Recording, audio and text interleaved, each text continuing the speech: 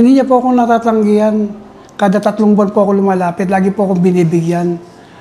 Sa tutusin niya po, lahat ng mga binibigay niya sa akin, umaabot na ng mga 500,000.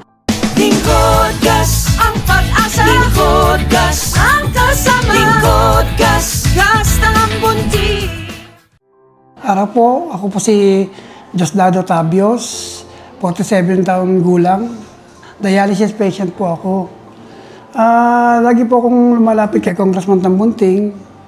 Kada 3 buwan po para sa aking panggamot sa mga medicine para malaki na tulong. Hindi niya po akong natatanggihan. Kada 3 buwan po ako lumalapit, lagi po akong binibigyan. Sa tutusin niya po, lahat ng mga binibigay niya sa akin, umaabot na ng mga 500,000. Mula nag-start ako lang lumapit sa kanya.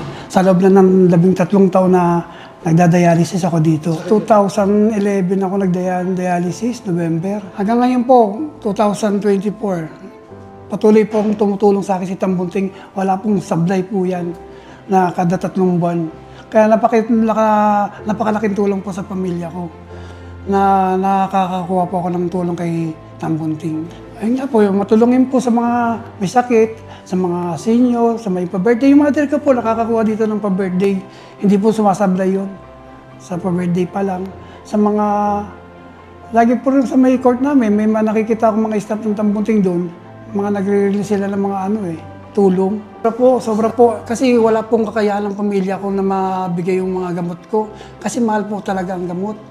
Kaya ito po talagang sumusuporta sa akin, yung tulong po ni Tambunting. Lumapit po ako dito, hindi pa dito yung opisina dito eh. Doon pa sa may kabila eh. Nakahingi rin po ako talaga ng tulong doon. Mga guarantee letter po. Lagi ang hinihingi ko para sa aking gamot.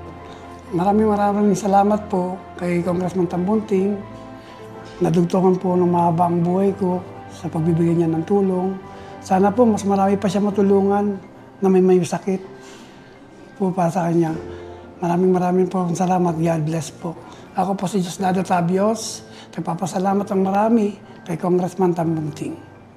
Tatatatatambunting.